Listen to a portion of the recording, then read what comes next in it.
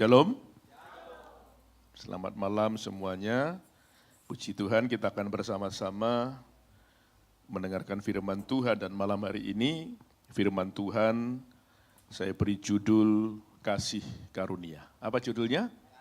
Kasih Karunia.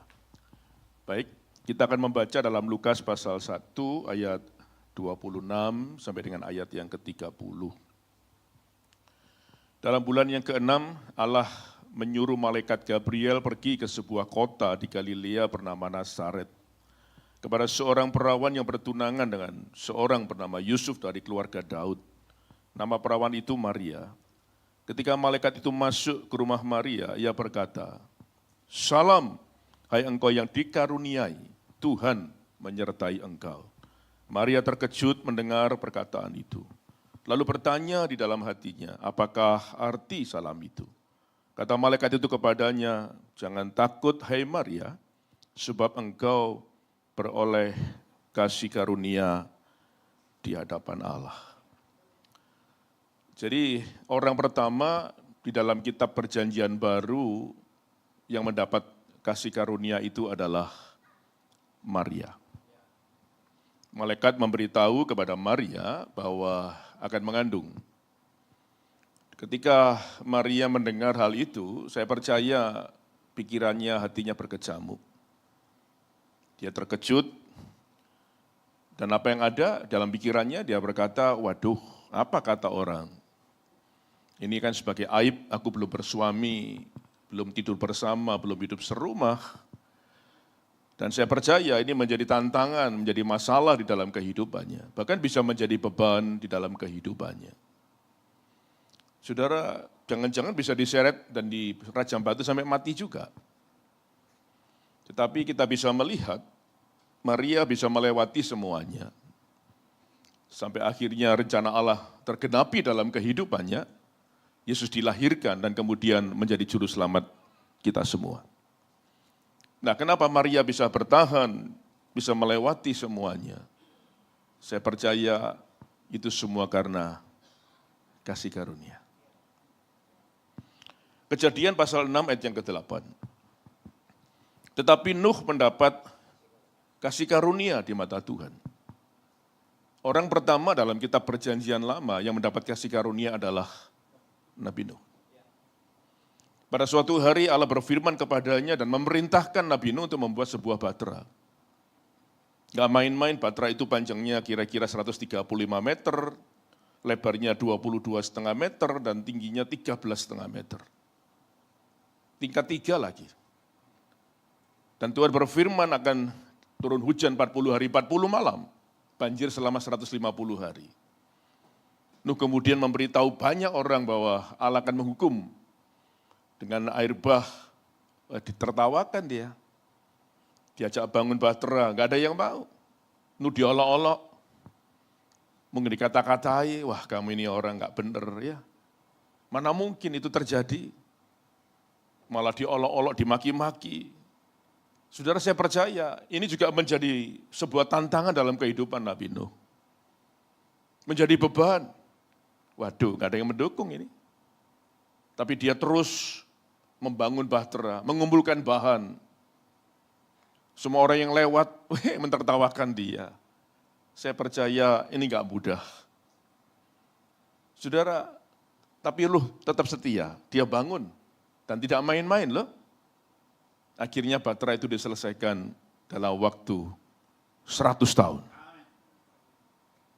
Pertanyaannya, kenapa Nabi Nuh bisa bertahan dan menyelesaikan rencana Allah? Saya percaya semua karena kasih karunia. Saudara ngomong sama sebelahnya, "Kamu hadapi masalah ya? Punya beban ya?" Ini 100 tahun bilang begitu. Dia dimaki-maki, diolok, jadi beban yang berat. Tapi kenapa dia bisa menyelesaikan? Karena kasih karunia. Jadi kita belum apa-apa. Ngalami masalah berapa tahun sih? Berapa bulan sih? Berapa minggu sih? Ngomong sama sebelahnya, "Durung opo-opo," bilang begitu. Cepek tahun, saudara. Dia bisa bertahan. melewati semuanya dan menyelesaikan dengan sempurna. Saya percaya itu semua karena kasih karunia. Coba kita lihat sekarang, apakah kasih karunia? Kasih karunia adalah bantuan kekuatan ilahi yang kita terima melalui Tuhan Yesus Kristus. Melalui kasih karunia kita diselamatkan dari dosa dan kematian. Selain itu kasih karunia memungkinkan kuasa yang memperkuat kita dari ke hari dan menolong kita bertahan sampai akhir. Kalau saudara sudah membaca definisi kasih karunia seperti ini, saya mau tanya sekarang, siapa yang membutuhkan kasih karunia? Angkat tangan saudara.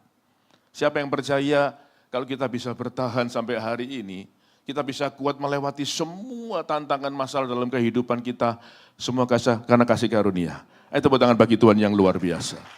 Nanti setelah firman Tuhan disampaikan, saya ingin berdoa, kita semua berdoa, minta kasih karunia itu, yang lebih besar bahkan, supaya dilimpahkan dalam kehidupan kita, dan saya percaya dengan kasih karunia Tuhan, kita akan kuat menghadapi apapun. Bahkan dengan kasih karunia-Nya, setiap kita akan mengalami kemenangan demi kemenangan dalam kehidupan kita. Ngomong sama sebelahnya, kamu akan mengalami kemenangan. Karena ada kasih karunia dalam hidup kita. Kita akan masuk lebih dalam dengan cepat. Di dalam kitab perjanjian baru ternyata ada 5 macam kasih karunia. Ada berapa macam? 5. Kasih karunia yang pertama adalah kasih karunia teguh berdiri. Roma pasal 5 ayat yang kedua.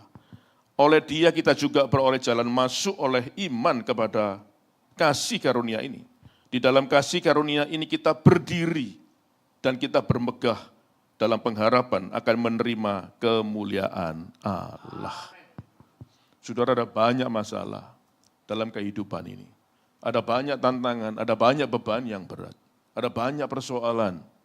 Bahkan mungkin ada yang pernah berkata di tahun-tahun yang lampau, aku sudah enggak kuat menghadapi hidup ini. Tapi kenapa kita masih bisa ada di sini? Semua karena kasih karunia. Percaya saudara? Kita bisa kuat, teguh berdiri, semua karena kasih karunia. Yesus berkata dalam kitab Injil Yohanes, di luar aku, kamu tidak akan bisa berbuat apa-apa. Jadi setiap kita membutuhkan Yesus dan kita membutuhkan kasih karunia dari Allah. Yang kedua, yaitu kasih karunia keselamatan. Katakan sama-sama, kasih karunia. Efesus 2 ayat yang ke-8. Sebab karena kasih karunia kamu diselamatkan oleh iman. Itu bukan hasil usahamu, tetapi pemberian Allah. Siapa yang percaya semua kita sudah menerima kasih karunia keselamatan? Siapa percaya pasti selamat? Siapa percaya mati masuk surga? Siapa yang mau duluan? Tetap enggak ada yang mau, saudara ya. Kita diselamatkan bukan karena kita ini, waduh kamu istimewa, enggak. Kita ini orang berdosa. Bahkan Yesus berkata, dia datang, kita masih dalam kondisi berdosa. Kenapa dia lakukan? Padahal kita ini ya kadang berbuat jahat, banyak dosanya, banyak salahnya. Ya. Kenapa kita ini diselamatkan? Saya percaya karena dia mengasihi kita semua. Ngomong sama sebelahnya, meskipun modelmu kayak gini, bilang begitu. Loh ya, kita ini loh kadang-kadang ya, aneh-aneh orang itu ya. Banyak salahnya, gampang jatuh dalam dosa, kadang jahat, kadang bencana gitu ya. Tapi ya inilah kita, bukan siapa-siapa. Kita ini siapa sih? Saya enggak sebelah nih, kon dudu sopo-sopo, bilang begitu. Jadi kalau kita diselamatkan ini semua karena kasih, kadang sifatnya aneh, kan gitu ya. Kadang menyakitkan hati Tuhan. Tapi luar biasa ya, semua kita diselamatkan dengan gratis. Murah ya, banyak keselamatan itu berarti ya murah. Tapi enggak murahan tuh. Ada Yesus yang datang ke dalam dunia, rela berkorban mati bagi kita.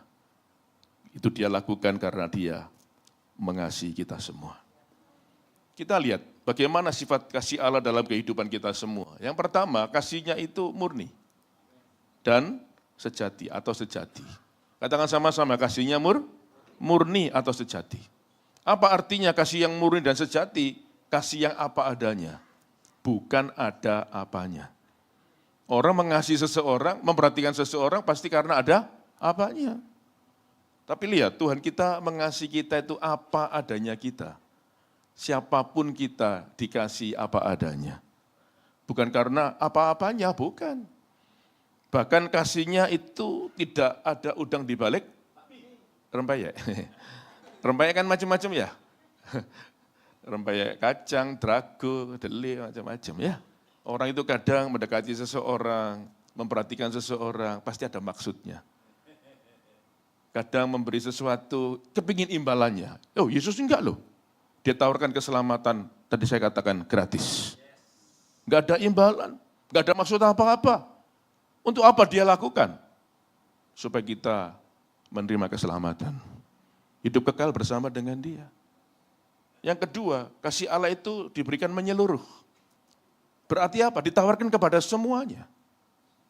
Semua orang yang menerima dia, dijamin. Dia diselamatkan loh. Dijamin.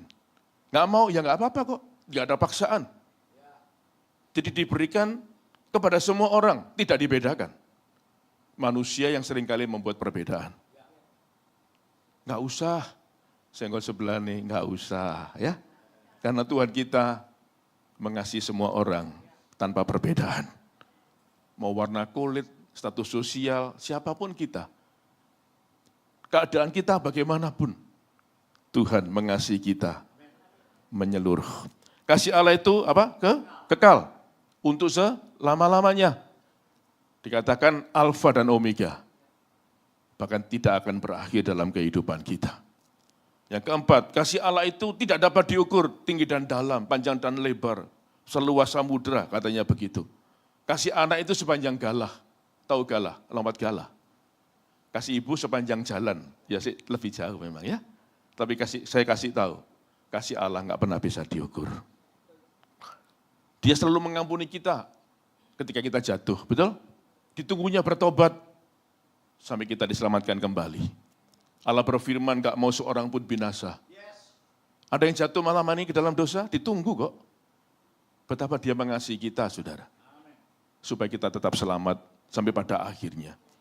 Kemudian kasih Allah gak pernah berubah. Ojo ndelok sebelahmu bisa berubah soalnya. Dan mungkin malam ini sudah berubah. Ya sudah, ampuni aja, saudara ya. Lihat, kasih Allah gak pernah bisa berubah. Dahulu sekala sampai selama-lamanya. Betul? Wah, kasih manusia gampang berubah. Lain pendekatan, lain pacaran, lain kawin sebentar atau lama. Berubah. Loh iya, kelihatan kok kalau di mall. Orang itu kawin kalau masih baru, gandengan saudara. Rapet gitu. Rotok suwe, rotok renggang Pak. Lewe suwe ado-adoan Pak. Tapi saya enggak loh. Saya di mall, istri saya tak gandeng rapet Pak. Loh kenapa? Ya, tak culno blonjo deh Pak. Lah di pasar tak culno murah, le mall repot. Apalagi branded tak gocek isi rapet. Orang lihat iya mesra, ojo-ojo lagi bahaya. Ini sudah, nah, guyon. Mumpun ada istri Pak ya. Waduh ini. Iya sudah, ya bisa berubah. Waduh ya kadang dulu ngomongnya baik-baik, bisa kasar, lo bisa. Saya berharap yang kasar-kasar ini bertobat. Bisa noleng kok tukaran, gak usah. Saudara. Lihat tuh, belajar dari Tuhan, kasihnya sabar, ditungguin saudara. Kadang-kadang menyakitkan dia, tetap dia mengasihi kita, amin. Kita gak setia, dia tetap setia. Luar biasa ya. Masa kita mau meninggalkan dia? Jangan dong. Senggol sebelahnya yang setia ya. Nah, ini saudara ya, Tuhan kita setia. Terus apa lagi? Kasih Allah itu berkorban. Kalau kita ngomong berkorban itu ya. Saudara kalau orang itu pacaran ya, pasti mau berkorban. Apapun akan dilakoni, betul nggak? Hujan terus, angin gebes, banjir, wah, greges awak isi budal lah ya saudara. Saya ikutan grimisnya, grab, nah ini repot saudara. Iya kan? Selalu orang berkorban itu pasti memberi yang terbaik. Supaya apa? Tidak mengecewakan dan menyakitkan. Cerita sedikit ya, saya ini pacaran 7 tahun. Ya sama istri saya ini, jadiannya 2 Agustus tahun 85. Menikahnya Pak 2 Agustus 92. 7 tahun pas saudara ya. Ya, saya ini kerja sudah tahun 85 itu. Karena ekonomi yang susah, saya dulu tinggal di Wonorejo, Gang 2, belakangnya Apeng. Ada yang tidak tahu Apeng? Kasih makan gratis wis. Enggak ada amin Pak, batal. Oh, sampai ini kayak bangkrut saya Pak. Pak ngomong-ngomong gak murah saya. Saya tinggal di Wonorejo Gang 2 itu 19 tahun. Ngontrak di jalan Wonorejo Gang 2, Gang Gumuk. Gak boleh dinaiki sepeda motor. Sama orang tua ngontrak di sana. Jadi saya tahun 85 sudah kerja. Kerja jadi apa Pak? Debt collector. Tukang tagih. Wih, tagihannya wangel-angel Pak. Sudah topo, sudah yoso, nuku somo tenggumung. Wah, tanah merah. Wih. Kalau celuriti keluar, saya pulang Pak, gak berani saya. Iya, ya. Saya pacaran sama dia sudah. Rumahnya mana Pak? Rumahnya calon istri ini Donokerto. Kantornya di mana Bapak? Ambengan. Persis di sebelahnya gereja GBI Ambengan. Bukan gereja bebas Indonesia loh, gereja Betel Indonesia itu. Di situ kantor saya, rumah saya di Wonorejo. Jadi pagi saya ngantor, ya di Ambengan. Terus saya keliling. Keliling 3:30 saya udah di rumahnya calon istri itu, Donokerto. Untuk apa? Ngantar kuliah. Dari awal pendaftaran tak antarkan. Di mana kuliahnya Pak? UWK, Wijaya Kusuma, Duku Kupang. 3:30 berangkat Pak, tak antar Pak. Saya balik ke Ambengan Pak, untuk apa? Setor, laporan ketemu bos, mana yang susah, mana yang bayar, dan semua mana yang nyicil, ya kan? Terus jam 6 saya pulang, ke Wonorejo lagi. Terus 8:30 siap-siap jemput Pak, di UWK lagi Pak, Duku Kupang. Pulangnya jam 9, setengah 10, terus tak antarno pulang Pak, Donokerto Pak. Donokerto balik lagi saya Pak, di Wonorejo Pak. Ya, rutenya kayak gitu, belum kelilingnya. Kadang 150 kilo sampai 200 kilo sehari. Untung tadi. Terus kadang bungkun di embong, gak jadi rugi. Waktu, tenaga, pikiran, duit, ya kan jangan mangan, gak masuk ngajak mangan, sur. Kurung bensin, ya mati, sur. Kenapa saya lakukan? Karena saya sudah mengasihi dia. Jadi saya berkorban, betul? Gak ingin menyakitkan, tak seweneng no, wis awak luar mudah lah saudara. Hutan wis gak karu-karuan, banjir sembarang tak lakoni, kentaan bensin ban gembos jalan terus saudara. 7 tahun. Sampai mertua ngomong, sakno Jayadi, koyok melakukan wis bungkuk aja. Waduh iya. Lah ya apa? Dari awal kuliah ada pendaftaran sampai wisuda. Loh tetap tak lakukan saudara. Wisuda itu bahasa Jawa, wis sudah, wis mari. Loh sampai wis mari saudara. Dari pendaftaran sampai peluncuran Pak, jam 3 pagi sampai kampus loh. Aku budal jam piro Pak dari rumah. Terus kok golek aneh-aneh. Sing ngondi-ondi sing atos, golek nandi yo. Wangil Saudara. Tapi tak jalani semua. Kenapa saya lakukan? Kenapa saya berkorban? Karena saya mengasihi dia. Tak lakukan yang terbaik. Loh iya. Saudara, saya sudah begitu, tapi Allah kita lebih daripada saya. Dia turun ke dunia, lahir di kandang yang hina. Tidak hanya itu loh, dia menderita sampai disalibkan. Untuk siapa? Untuk kita. Kenapa dia lakukan? Karena mengasihi kita. Tepuk tangan dong bagi dia, saudara. Itu sebabnya ayo kita setia kepadanya. Itu sebabnya ayo kita menjauhi dosa. Itu sebabnya kita harus menjalankan firman-Nya dalam kehidupan kita. Senangkan hatinya. Saya percaya ketika dalam hidup ini kita berusaha menyenangkan hati Tuhan. Dan hati Tuhan bila disenangkan, Dia pasti menyenangkan hidup kita. Yang ketiga, kasih karunia melayani. 2 Korintus 8 ayat yang keempat. Dengan kerelaan sendiri mereka meminta dan mendesak kepada kami supaya mereka juga beroleh kasih karunia untuk mengambil bagian dalam pelayanan kepada orang-orang kudus. Rupa-rupanya zaman dulu, zaman Rasul Paulus, untuk pelayanan itu enggak mudah. Mau melayani itu diseleksi dengan sangat selektif. Jangan dibilang orang dulu yo api-api, yo ono sing elek sudah, ono sing aneh-aneh juga. Loh, zaman dulu sudah perang kok. Jadi Paulus memilih orang yang mau melayani gak gampang-gampang. Jadi hari ini saya ingin memberitahu kita semua, kalau kita diberi kesempatan melayani, itu adalah kasih karunia. Spesial, istimewa. Makanya kalau sudah mendapat kasih karunia itu, ya saudara bersyukur kepada Tuhan dan layani dengan sungguh-sungguh. Karena zaman dulu nggak gampang. Yang belum melayani, saya berharap berdoa supaya Tuhan tunjukkan karunia kita di mana. Saudara, kalau kita hidup ini cuman gini-gini, nggak melayani, rohani kita bisa kering loh. Timbul kejenuhan, kebosanan. Ayo cari tahu, minta hikmat Tuhan. Saya diletakkan di mana Tuhan? Pelayanan kan banyak saudara. Bisa berdoa, bisa bersuara, semacam-macam lah. Lakukan yang terbaik. Sudah nggak usah hitung-hitungan juga, nggak usah. Nggak usah ingin dipuji, diperhatikan orang, nggak usah. Saya tadi kan sudah katakan, kalau kita menyenangkan hati Tuhan, Tuhan pasti menyenangkan hidup kita, saudara. Amin. Saya menggugah kita semua, ayo kita melayani. Saya berani jamin kok, rohani kita akan bertumbuh, api kita akan berkobar-kobar, iman kita akan kuat dan tangguh, saudara. Ya, bukan berarti Pak, dalam pelayanan itu nggak ada gesekan. Bukan berarti nggak ada perselisihan. Itu hal biasa. Katakan sama-sama, biasa. Itu hal yang wajar, katakan wajar. Saya nggak usah belajar ngondoan, tak bilang gitu. Ah, iya, ojo karek cilik, ya kan? Loh iya.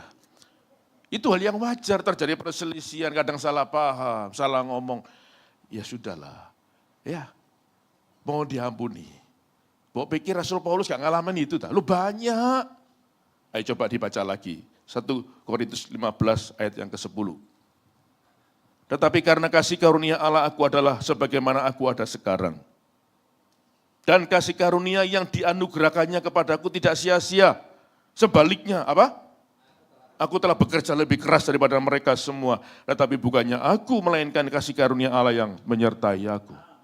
Loh, Paulus mengalami banyak masalah. Tapi dia bilang, gak apa-apa. Tetap aku akan bekerja lebih keras dan melayani dengan lebih sungguh-sungguh. Rawi-rawi rantas, malang-malang tuntas, maju tak gentar, merdeka atau mati, kan gitu saudara. Ya, ini seperti Rasul Paulus. Dan kalau kita sudah dipercaya pelayanan, selain kita memang mendapat kasih karunia, tolong tetap rendah hati. Karena itu kepercayaan Tuhan, bukan karena tadi Pak Gembala katakan kita istimewa. No. Karena Tuhan itu mau pakai kita. Barang siapa melayani dengan kerendahan hati, Tuhan akan percayakan hal yang lebih besar dalam kehidupannya. Pak, pelayanan saya sederhana, itu hal kecil, tidak apa-apa. Kalau kita setia dengan perkara yang kecil, Tuhan percayakan perkara-perkara yang lebih besar. Amin. Jadi tolong kalau sudah melayani di bidang apapun, dipercaya apapun, tetap rendah hati. Ini kadang yang susah, gak usah bangga. Saya nggak ngomong sombong loh ya, bangga aja nggak boleh kok, apalagi sombong. Karena ini semua kasih karunia. Yang keempat, kasih karunia memuji Tuhan. Katakan sama-sama, kasih karunia memuji Tuhan. Lukas 1, 46-49. Lalu kata Maria, jiwaku memuliakan Tuhan dan hatiku bergembira karena Allah juru selamatku sebab ia telah memperhatikan kerendahan hambanya. Sesungguhnya mulai dari sekarang, segala keturunan akan menyebut aku berbahagia, karena yang Maha Kuasa telah melakukan perbuatan-perbuatan yang besar kepadaku dan namanya adalah kudus. Saudara, orang itu kalau mengalami masalah, mengalami tekanan dan beban, kadang berdoa wis males. Ke gereja juga ogah-ogahan. Suruh nyanyi apalagi, wis meneng. Ketok di gereja itu wis males gitu ya, mungkin ada masalah, ada pergumulan. Ini diajarkan oleh Maria. Dia pun sebetulnya mengalami tekanan itu kok. Kan dikasih tahu mengandung, lo berat lo. Belum kawin, belum serumah kok. Tapi luar biasanya Maria, sekalipun dia mengalami tekanan itu, dia tetap memuji Tuhan. Kenapa diajarkan hal ini? Karena saya percaya begini. Kalau kita sedang mengalami masalah, pergumulan, persoalan, kita masih bisa memuji Tuhan. Percayalah, Allah itu hadir dalam pujian umatnya. Loh, begitu Allah hadir, mujizat perkara yang luar biasa bisa terjadi loh saudara. Pertolongan Tuhan bisa dinyatakan loh. Coba, tembok Yeriko dikelilingi dengan apa? Ya pujian dan sorak-sorai kok. Berapa kali? Ayo, 13 kali saudara. Hari pertama sampai ke-6 kan sekali-sekali ya. Hari ke-7 7 kali, sudah gak usah dibahas itu ya. Tapi yang pasti mereka bersorak-sorai memuji Tuhan. Allah hadir dalam pujian umatnya. Tembok yang segitu tebalnya roboh karena pujian itu. Saya percaya malam ini kalau kita mengalami masalah pergumulan, tetap memuji Tuhan. Dan percaya pertolongan, kuasa, mujizatnya akan dinyatakan dalam hidup kita. Ini dulu lagu lama. Kalau saudara masih ingat, menjadi sebuah lagu pujian. Dikatakan begini, aku memuliakan Tuhan, dan hatiku bergembira dalam Dia. Karena perbuatannya amat besar, dan suci namanya. Aku memuliakan Tuhan, aku memuliakan Tuhan, dan hatiku bergembira dalam Dia. Karena perbuatannya amat besar, dan suci namanya. Jadi Maria terus mengajar kepada kita semua untuk menyanyikan sebuah lagu pujian. Karena kita percaya Allah akan hadir dalam pujian kita. Yang terakhir, yang kelima. Memang biasanya jemaat kalau mendengar pembicaranya bilang, ini yang terakhir, juga ada kelegaan di dalam jiwanya. Kan sudah selesai. Yang kelima, kasih karunia yang cukup. Apa? Kasih karunia yang cukup. 2 Korintus 12 ayat 9, tetapi jawab Tuhan kepadaku, jawab Tuhan kepadaku, cukuplah kasih karuniaku bagimu, sebab justru dalam kelemahanlah kuasaku menjadi sempurna. Sebab itu terlebih suka aku bermegah atas kelemahanku supaya kuasa Kristus turun menaungi aku. Kalau kita membaca ayat sebelumnya, Rasul Paulus ini mencoba berdoa dan minta pertolongan kepada Tuhan supaya duri di dalam dagingnya dicabut. Dia berdoa 3 kali supaya duri di dalam dagingnya dicabut. Dan ini jawabannya ayat 9. Coba kita lihat dulu, memang banyak tafsiran, banyak yang mengomentari, apa sih duri dalam daging dalam diri Rasul Paulus. Jadi ada yang mengatakan memang pada waktu pelayanan tantangannya berat, iya. Dia di penjara, iya. Dicambuk 39 kali, iya. Itu berat. Bisa menjadi duri juga, ya bisa.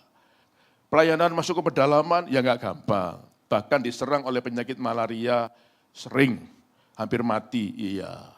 Kemudian ada yang mengatakan dia sakit epilepsi atau ayan, iya. Jadi itu menjadi duri. Dan ada yang mengatakan matanya satu hampir buta, betul. Ada yang mengatakan jalan dengan kaki terpincang-pincang, iya. Itu menghambat pelayanannya, iya. Karena apa? Transportasi masih sulit di zaman itu. Ditambah dia berjalan dengan terbongkok-bongkok. Ada yang mengatakan ya maklum, mungkin terkena penyakit osteoporosis karena zaman itu belum ada anlin dan prolin kan gitu ya. Ya karena itu. Jadi ya itu banyak tantangan masalah-masalah yang terjadi dalam kehidupannya. Dia mencoba menawar supaya duri itu dicabut. Tuhan tidak memberi jawaban yang jelas, jawabannya ya ini, cukuplah kasih karuniaku bagimu. Saudara perhatikan, begitu kasih karunia Tuhan diberikan dalam kehidupannya, kasih karunia yang cukup itu, Paulus bisa bertahan loh. Menghadapi apapun dan dia sudah enggak mempermasalahkan lagi apa yang terjadi dalam dirinya loh. Dan dia tetap melakukan pelayanannya dengan luar biasa. Sampai kemudian dia ditangkap oleh Kaisar Nero. Dan dia dibunuh dengan cara kepalanya dipenggal. Sementara dia dibunuh dengan cara dipenggal, sakit penyakitnya juga belum disembuhkan loh. Tetapi yang luar biasa, dia menulis, aku telah mengakhiri pertandingan yang baik. Aku sudah mencapai garis akhir. Dan yang terpenting adalah aku sudah memelihara iman. Saudara, rupa-rupanya ini pesan kepada kita semua. Dalam hidup ini kita bisa mengalami mungkin gangguan kesehatan, sakit penyakit. Itu bukan goal, ya. Rasul Paulus ingin memberikan nasihat kepada kita bahwa goal dalam kehidupan ini bukan tubuh jasmani, tapi tubuh roh. Tubuh jasmani bisa hilang, iya, selesai. Itu sementara. Tapi saya percaya hidup kekal bersama dengan Tuhan adalah selamanya. Memang tidak mudah, tapi yang saya percaya, kalaupun Tuhan izinkan ada gangguan dalam kehidupan kita, bahkan sampai mati pun belum selesai, Tuhan pasti memberikan kasih karunia yang cukup dan kita akan kuat menghadapi semuanya. Loh, Rasul Paulus contohnya, sampai akhir hidupnya dia tetap bertahan, bahkan dia berkata sudah memelihara imannya. Jadi saya berharap hari ini, kalau dia mengalami gangguan, saya nggak tahu sudah berapa tahun, mungkin rumah tangga, nggak tahu saya penyakit-penyakit, macam-macam lah kehidupan orang. Saya percaya pasti ada kasih karunia yang cukup dalam kehidupan kita. membuat kita akan kuat sampai kepada garis finish. Tenang saudara, tubuh jasmani akan hilang, ya. Tapi tetap percaya kita akan hidup kekal bersama dengan Tuhan di surga. Ayat terakhir, 1 Petrus pasal 5 ayat 10. Perhatikan baik-baik. Dan Allah, sumber segala kasih karunia, loh ya kan? Yang telah memanggil kamu dalam Kristus kepada kemuliaannya yang kekal, akan melengkapi, meneguhkan, menguatkan, dan mengokohkan kamu. Apa? Sesudah kamu menderita seketika lamanya. Jadi penderitaan dalam hidup ini adalah sementara. Tapi hidup kekal adalah selamanya bersama dengan Tuhan di surga.